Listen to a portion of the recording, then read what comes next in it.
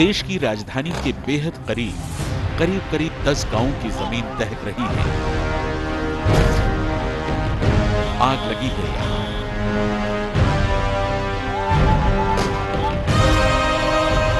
राख बटोरी जा रही है। पुलिस का जमावड़ा, सहमे हुए गांव वाले। आसमान में देखिए, ईंटें बनाने वाले भट्टों की जमीन है ये। भट्टे के अंदर की आग इन गांवों में बाहर लपक रही है। एक गांव भट्टा और दूसरा गांव पारसौल। भट्टा पारसौल गांव में किसान अपनी तमाम मांगों को लेकर के धरना पे बैठे हुए हैं और उनकी अगुवाई कर रहा है भारतीय किसान यूनियन। आप देख सकते हैं किस तरह बहुत बड़ी संख्या में यहाँ पे चिलचिलाती धूप में लोग बैठे हुए हैं और वहाँ पे उन्होंने अपना बाकायदा चौपाल जमा लिया है। यहाँ पे खाने पीने का भी कार्यक्रम चल रहा है। यहाँ पे लोग अपना हुक्का जला रहे हैं। आखिर ऐसा क्या हुआ कि यहाँ ये हंगामा बरप उठा? बच्चे, महिला और जो बुजुर्ग हैं वो पूरे भय में, तनाव में वहाँ जी रहे हैं। वहाँ पर एक घर से घरों के ताले लगे हुए हैं। 10% लोग ही गांव में बचे हुए हैं और सारे लोग वहाँ से भागे हुए हैं। उस तरह का माहौल है और उस तरह के माहौल में बिल्कुल उम्मीद नहीं करी जा सकती कि हम पुलिस प्रशासन के रहते हुए वहाँ पर माहौल शांत होगा। क्या है किसानों का दर्द? गांव से फोर्स हट जाए। गांव में जो लोग गायब है, जो लोग घर से गए हुए हैं, वे लोग अपने घरों पर वापसी आ जाए। उससे ये पता चल जाएगा कितने लोग हमारे मर गए, कहाँ है, घर पे हैं या जेलों में हैं।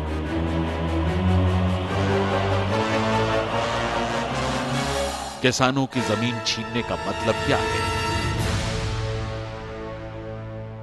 भट्टा और पारसौल जैसे एक नहीं, दो नहीं, उत्तर प्रदेश के दर्जनों गांव ऐसे हैं जिनकी जमीनें जा रही हैं यमुना एक्सप्रेसवे के नाम पर या फिर उसके आसपास मॉल्स बनाने की बात कहकर। क्या ये विकास है या फिर विकास के नाम पर सियासत की ऐसी साजिश जिसमें उसके साझेदार हैं किसानों के सारे दुश्मन?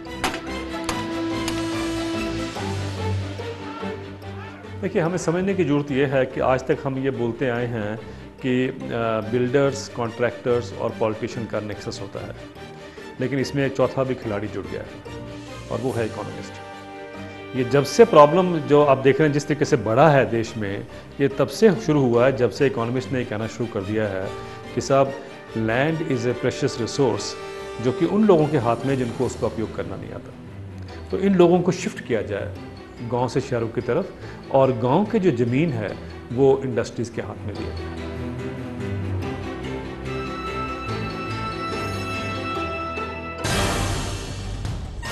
देश की सत्ता में शामिल लोग, राज्य की सियासत से जुड़े लोग, पार्टियां और विकास के नाम पर किए जाने वाले कामों को करने वाले बिल्डर, सबकी साझेदारी से पैदा हो रही है ये साजिश। और इसको अमली जामा पहना रहे हैं नीतियां बनाने वाले लोग। किसानों के दुश्मन कौन कौन हैं? किसानों के साथ दुश्मनी का मतलब क्या जानते हैं आप?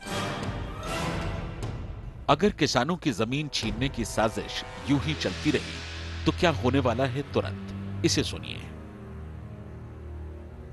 वर्ल्ड बैंक ने 1996 में कहा था कि भारत में जो लोग गांव से शहरों की तरफ प्लान करेंगे 2015 में, यानी उस समय 20 साल का अंतर देख के, उनकी जनसंख्या जो है वो इंग्लैंड, फ्रांस और जर्मनी की जनसंख्या से दुगनी होगी। यानी उनकी कंबाइंड पॉपुलेशन 3 देशों की, यूके, फ्रांस और जर्मनी की 200 मिलियन यानी 20 करोड़ थी। तो उन्होंने उस समय क्या दिया था 20 साल पहले, 15 साल पहले, कि भारत में 40 करोड़ लोग शहरों की तरफ प्लान करेंगे।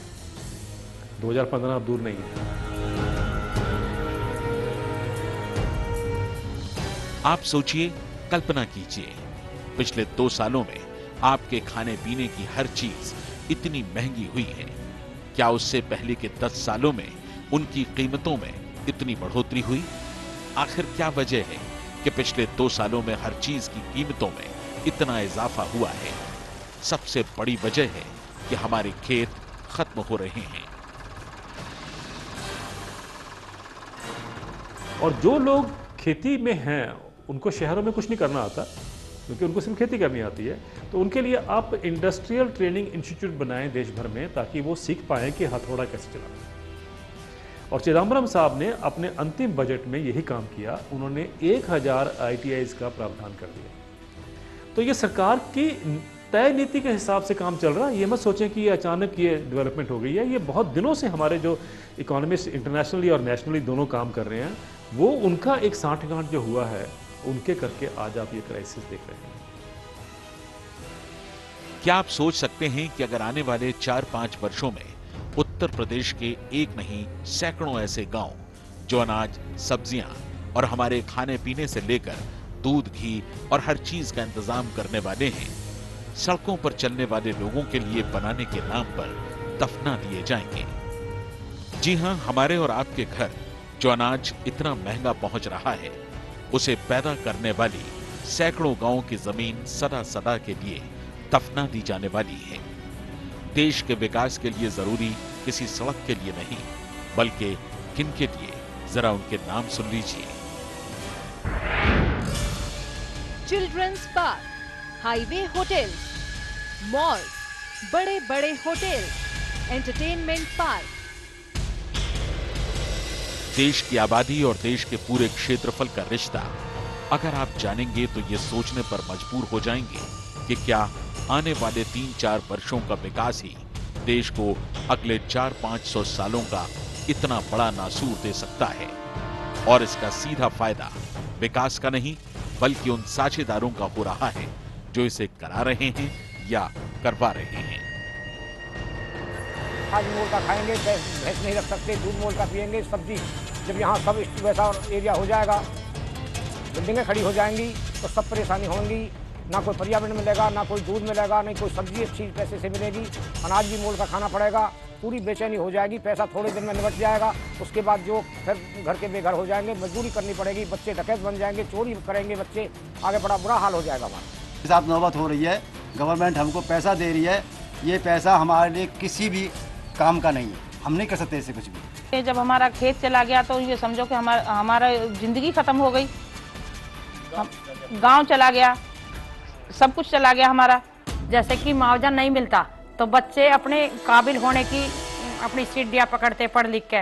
अब क्या है बच्चों के मन में कि हमें तो मुआवजा मिल गया, सब जरूरतें पूरी हो जाएंगी, तो फिर वे काय को कमाने जाएं। ये कर कौन रहा है, सरकार या फिर सरकार में मौजूद एक तंत्र जो आज पैदा नहीं हुआ बल्कि हर वक्त से मौजूद है। बस सरकार बदलने के साथ ही उस तंत्र का ताना बाना बदल जाता है, नई सरकार के लोग शामिल हो जाते हैं, पुराने चले जाते हैं। विकास के नाम पर देश का पेट पालने वाली जमीन को जीते जी दफन करने वाले ये सारे लोग हैं किसानों के दुश्मन, और किसानों के साथ इस दुश्मनी का सारा खमियाजा उठा रहे हैं देश के आम लोग। देश के आम 90% से ज्यादा लोग, हम और आप, क्योंकि इस साझेदारी में शामिल हैं सिर्फ 10% लोग और बाकी सब बाहर हैं, जो जमीन को दफन करने वाले इन दलालों का दंश झेल रहे हैं। 75% जो जमीन है वो 26% लोगों के पास है। ये स्टडी बहुत पुरानी हो चुकी है। मेरा अब ये मानना है कि हमारे देश में 75% जो जमीन है वो 10% जनसंख्या के पास है। सड़क बनाने या फिर मॉल्स बनाने के लिए कितनी जमीन चाहिए?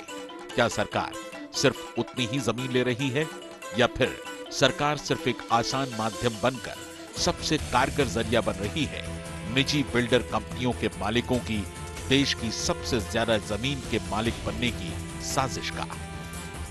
आखिर क्या हो रहा है?